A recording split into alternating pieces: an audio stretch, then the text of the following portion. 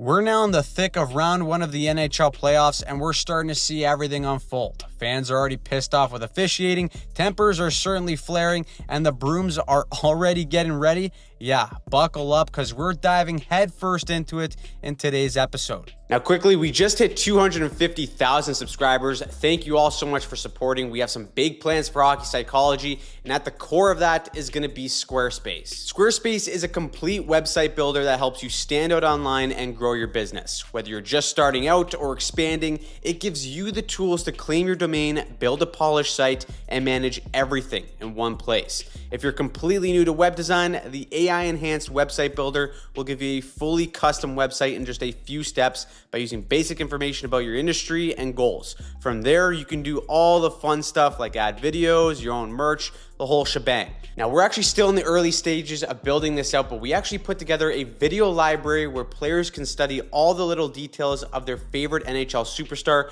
and learn what they do best. If you're a business owner or even a creator yourself trying to monetize what you do, I cannot recommend Squarespace enough. So head over to squarespace.com/hockey psychology to get 10% off your first purchase of your website or domain, and use that code hockey psychology at checkout to make sure you get that 10% off. Now let's kick it in here with the Blues and the Jets. After winning both games 1 and 2, the nerves for Jets fans have calmed down. It was a little bit nerve-wracking there. The entire hockey world saw what the President Trophy winners did in the regular season and constantly said, yeah, let's see it do it in April. First 2 games went well, but Game 3 is in St. Louis, and the Blues meant business. 48 seconds in, Pavel Buchnevich skate to stick and in. He feels like double dipping. So with the Blues going on the power play, they've been lights out so far in this series. And watch this cheeky little manipulation play by Thomas. He's going to crawl up near the blue line. Both Jets killers are going to slightly drift towards him, and that's going to free up enough space for Buchnevich for the high tip chance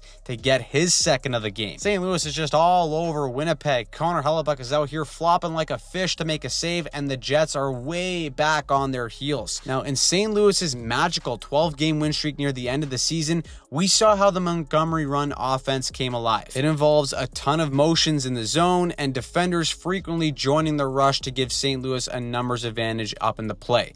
There wasn't much space to do any of that in games 1 and 2, but in this one, St. Louis was cooking. On this play, Fowler's going to start with possession behind his own net. As soon as he defers to his partner, he gets on his horse and starts moving up the ice to join the rush. St. Louis advances up the boards, and look who's coming down Broadway with a head of steam. Yeah, that's Cam Fowler. He's just roaring down the freeway. He's hit in stride and then says, check your glove to Hellebuyck. 3-0 game in the first. That is the Blues style of hockey that made them a wagon down the stretch. Then a tiny bit of controversy here. Cole Perfetti on the doorstep gets robbed by Binnington, but he thinks the puck was in, even with it being in Binnington's glove. I mean, based on some angles, it looks like, yeah, maybe, but it's got to be conclusive. It's not, so Gary says, try again, Winnipeg. No goal. Buchnevich ends up jumping up all over a Hellebuyck pizza later in the game, sending the hats. He's got 3. Shout out Gary Thorne, and this one would just end up being a complete beatdown. Hellebuyck gets pulled, the Blues put up a touchdown, and they did it, inflicting their Montgomery style of offense. This series is still 2-1 for Winnipeg, but Hellebuyck looked human, and the Blues may have just planted the seed of doubt heading into Game 4. Moving on to the matchup that is the first round Stanley Cup final. OT win for Dallas in Game 2, but the Avs are coming home and they are finally joined by their captain, Gabriel Landeskog. For the first time in 1,032 days, he's back in the lineup and Ball Arena is shaking. Right away, he makes an impact too. He gets on his horse and hits his former teammate in Mikko Rantanen and puts him on his ass. Avs fans, well, they love every second of that. Now, fast forward before halfway through the first, we got some 4-on-4 action. Now, anytime there's 4-on-4 or 3-on-3, there's no zone coverages. It's simply just man-on-man. You got your man, I've got mine. Here, Duchene's got Dwayne the Brock Nelson, and Lindell is going to have Nichushkin. So as Nichushkin cuts in, Nelson runs a scissor with him and throws a pick like prime Shaq to free up Nichushkin. The seas part, and this man's got enough time to watch all 3 Lord of the Rings movies and still have time to spare with all that space. He makes no mistake, buries, and the Avs go up 1 early. Now, it wasn't until halfway through the third period where Dallas got on the power play and Captain Jamie Benn deflects one in with a high tip play to tie the game.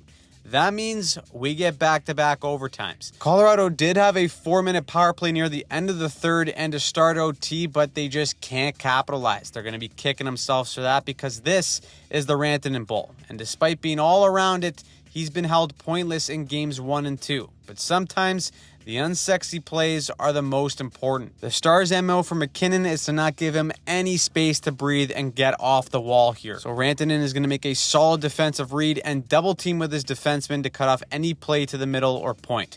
From there, he just uses his frame to beat out Drouin and advance this puck north to Marchment. Marchment goes all the way, drives the net, pulls up, and then finds Tyler Seguin for the game winner. How are ya? None of it happens, though, without that tiny little battle won on the wall by Rantanen.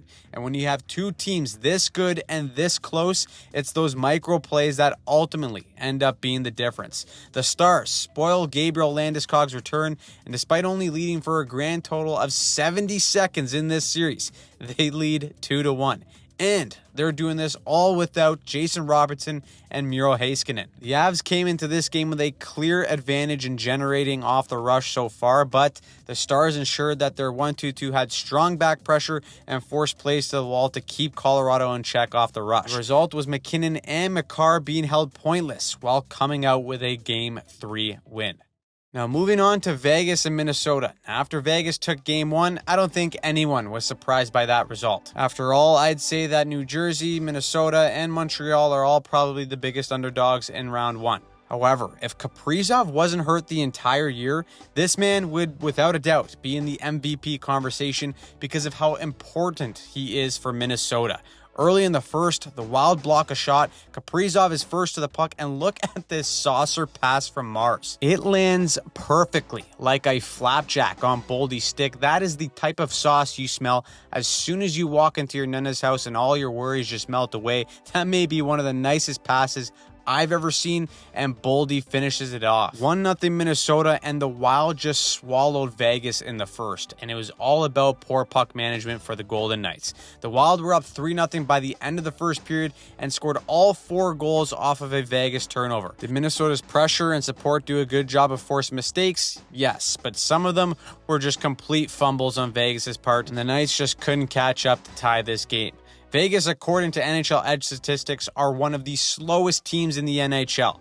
They beat you with their range, structure, and layers. But when they give away the puck at the offensive or defensive blue line, that is something that other teams can expose because they simply don't have the foot speed to recover on time. I mean, you take away all the self-inflicted pizzas that Vegas gave away, Game 3 was a blueprint for Minnesota if they want to have success in this series.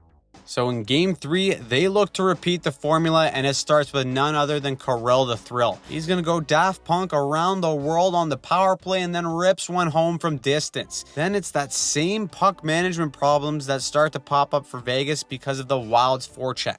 Look here, the F2 for the Wild makes a great read here saying that Hill is going to try and just blast this around the boards. He's going to stop the puck from pass and go and collecting $200. It's funneled down low, and the F3 comes down the hatch, and it's a coach's wet dream.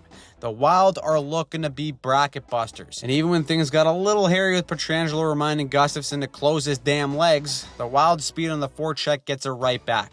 Boldy has been unreal in these playoffs so far. He's first man in, denies the reverse, his reach creates the turnover, and he steps in and buries. Minnesota, as complete dogs, take Game 3 5-2. Philip Gustafsson was solid in the third, stopped 13 shots, and Vegas now needs to go back to the drawing board. Fans had Vegas making quick work of Minnesota, but we got ourselves a series. It's time to now go on to Edmonton versus LA. After Connor McDavid had one of the best games I've ever seen him play in his entire career, it's all for naught because they still lost Game 1.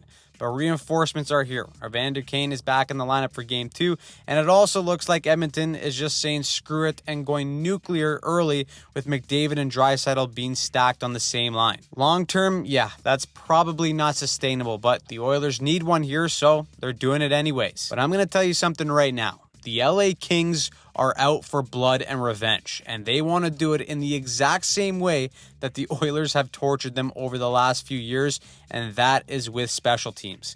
5 power plays in Game 2, 3 goals for the Kings. They, like the Toronto Maple Leafs, run a 5-forward unit. With Edmonton playing a triangle +1 on the PK, the one high forward wants to trap the play down and keep it to one side of the ice. So, what are the Kings doing? Instead of trying to force a pass and change of sides up high near the blue line, they're doing it below the goal line. Once all the killers for Edmonton collapse in, then LA kicks it back out top, and now Edmonton killers have to hustle back out the pressure to take away all that extra space.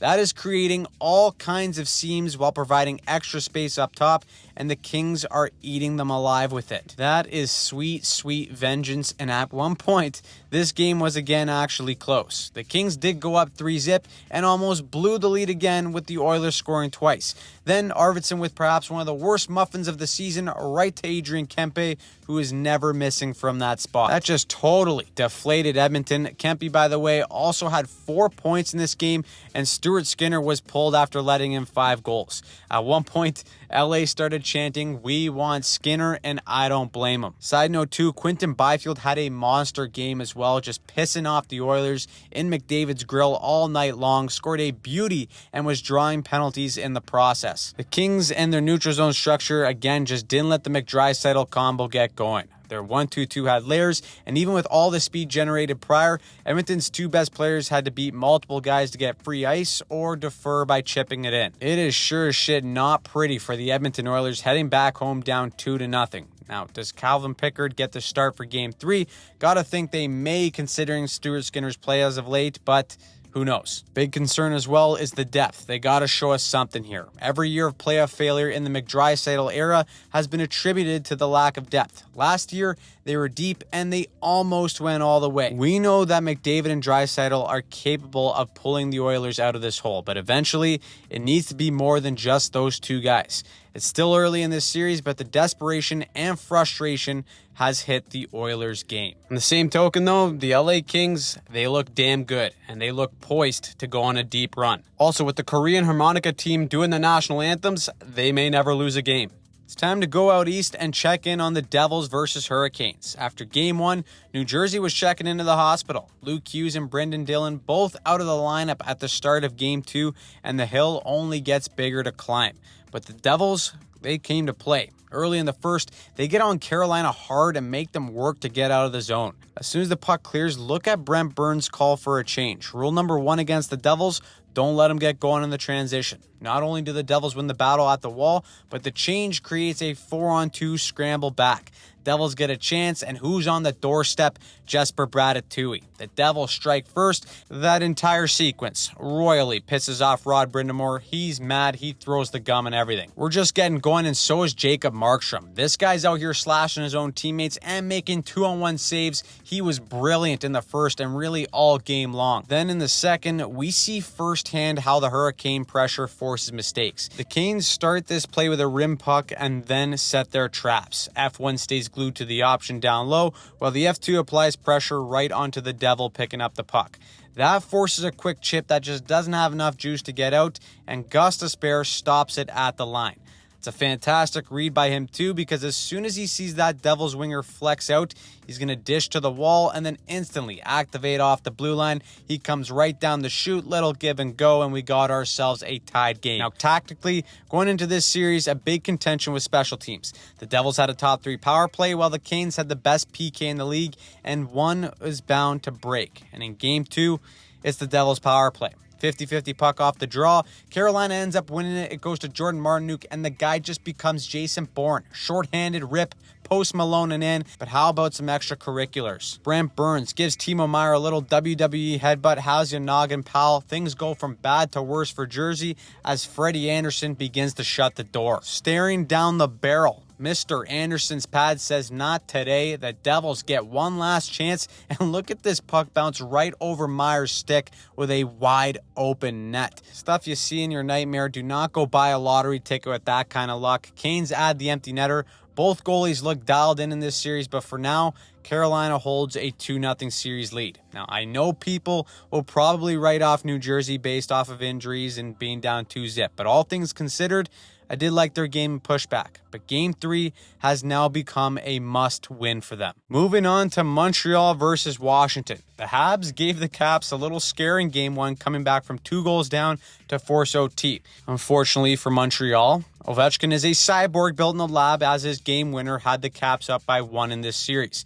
So, in Game 2, Washington keeps pushing the envelope physically. Tom Wilson takes his turn at running at Caulfield, and Ovi is just a wrecking ball. He's hitting everything in sight like he's the Terminator. The Habs get outshot 9-4 in the first. They escape with 0-0, then come out a minute into the second, and Christian Dvorak whacks home the loose puck to make it 1-0 for the kids. But momentum can be a funny thing, especially for a young team like Montreal. First, McMichael assists on his own goal as David Savard's leg scores on Montembeault. And then 60 seconds later, Dylan Strome cleans up his own garbage to give the Caps the lead. Washington outshoots Montreal 18-8 in the second, and Sammy Montembeault was easily the best player for Montreal in the first 2 periods. But then Logan Thompson enters the chat. Similar to Game 1, Montreal played their best hockey in the third period of this one, but Thompson was sensational. First, he goes balls to the wall on the cross crease, gets some help from the postman,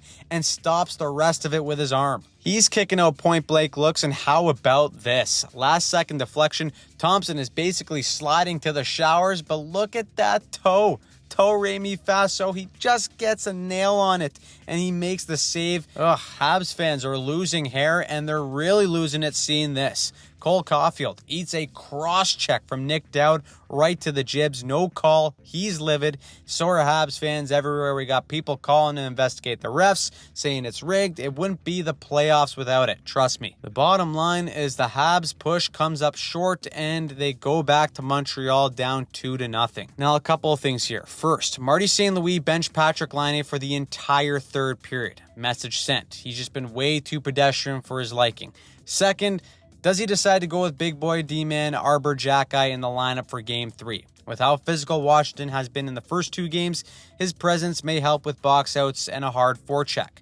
Either way, Montreal in the Bell Center is going to be rocking for Game 3, and they need to channel that energy and get on the Caps quick in the first 10 minutes if they're going to turn things around. They played their best hockey in the third period of both Games 1 and 2. They need to carry that over for a full 60 minutes.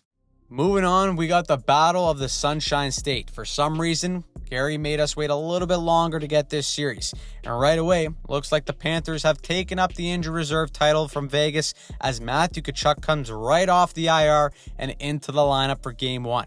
Everyone expects this series to be a war and for these 2 teams to tear each other apart. However, Game 1 was all Florida. It was pure domination for 3 reasons. First, Panthers inflicted their Florida brand of hockey, and that is pressure all over the ice. Defensively, for them, the question is how do you stop Nikita Kucherov? The back-to-back Art Ross Trophy winner thrives when pressure is coming at him, but Gustav Forsling for the Panthers did an unbelievable job at gapping up during any rush. This neutral zone turnover looks deadly at first, but look at how quickly Forsling closes the gap. Before Kucherov even enters the blue line, Forsling has closed in on him and the pass goes off a skate. Most touches he had in the neutral zone were met with instant pressure to force a dump in. Whether it was back pressure with layers or a step up, the Panthers made sure that the most deadly playmaker in the world was operating on a millisecond of time. And he still got an assist. Reason number 2 for the win, deflections and traffic against Vasilevsky. It's simple, but it ain't easy. Out of the 6 goals that Florida scored, 2 of them were deflections and 1 was from range with traffic in front. Uncontested shots with no angle change or traffic are just not going to beat them. All night in Game 1, Florida made it a point to throw typical pucks towards the Tampa net to make sure that Vasilevsky had to rely purely on his reflexes, and it paid off in Game 1. Reason number 3 was the power play or the Tkachuk effect. 3 power play opportunities and 3 goals. 2 of them came from the stick of Matthew Tkachuk. What was clear is that Florida sent the message to Tampa in Game 1. It's that the champs are still here. However, Game 2 was always going to be a different story. Goals were being handed out like candy, but not in this one. I don't know who saw this coming, but Nate Schmidt is turning into Bobby Orr. He scores again and just flat out beats Vasilevsky from distance. That's ugly, and that's one that Vasilevsky certainly wants back and one that he should have every day of the week. Nate Schmidt, by the way, he scored 5 goals all year. He's got 3 in these playoffs. And despite the early softie, this one was a goaltending and defensive duel. Not a lot of room out there, but if there's one man on the case, it's Sergei Bobrovsky. Officer Bob was perfect in this game, stopping all 19 shots against, looking calm, cool, and outweighting shooters. That is a bad sign for pretty much everyone else in the playoffs. It is no bueno for any opponent if he's on top of his game and if the Panthers are playing to their defensive capabilities. In this one, they put on the clamps against the best offensive team in the NHL, but the biggest concern is Alex Barkov. Late in the third, Brandon Hagel just drills him with the puck already 3 to 4 business days out of the picture. Clear interference. He got a 5-minute major, and Barkov had to leave the game. That is the type of hit that turns the series completely upside down. Hagel better keep his head up, and every other Tampa superstar also better watch out for what comes next. Hopefully, though, Barkov is okay because he is the backbone of the Panthers' success, and that could be a huge loss in this playoff run. However, the good news is they go back home with a 2-0 series lead, and they look like they haven't missed a beat. Let's move on to the Battle of Ontario. The tensions are high, tempers are flaring all night for Game 2, and the Sens are looking to tie the series up while the Leafs are searching for their first 2-0 series lead in over 2 decades. We get into the mix. Mitch Marner wide open net, he hits the post. Leafs are all over Ottawa early with zone time, and then they start the motion to create confusion for Ottawa's coverage. Out of the corner, Morgan Rielly, the D, activates off the blue line to the far post. Tavares, who has the puck, is going to defer to Nylander and then swing himself up high to pull Cousins out of coverage. However, with Rielly coming off the blue line, Batherson doesn't pick him up until it's too late, and Toronto strikes first. Discipline was a huge problem for the Sens in Game 1, and the Leafs take advantage again in Game 2. If you remember, all 3 power play goals in Game 1 came very shortly after a face-off win. Game 2, it's the same thing. Leafs win the draw, and Ottawa is just far too passive on the kill. The Leafs have time to shift into a 2-1-2. Sanderson doesn't pressure, and Tavares squeaks one in. He left the island, ladies and gentlemen. Don't forget it. Now, Sens fans already had a gripe with officiating in Game 1, and they get more ammunition by seeing Stolarz just laying the lumber on Ridley Gregg in front. Tomahawk chop, and he ends it with a shoulder, says, "Get the out of my crease, son." Both get a penalty somehow, so the Sens don't get a power play. The Sens are down by 2 in the first. Tkachuk tries to stir some things up. Leaf fans are still chanting Brady sucks, but then Ottawa gets to their game in the second. They start beating Toronto to 50-50 pucks below the goal line, draw a penalty, and guess who? Brady Tkachuk, between the legs, bank shot, bingo. The Sens are only down by 1 going into the third, and this is where we see the clash in styles. At their best, Ottawa is a shoot and retrieve style of team that wins their puck battles, goes low to high, and repeats. But the block shots at the end of this hockey game were 32-6 for Toronto.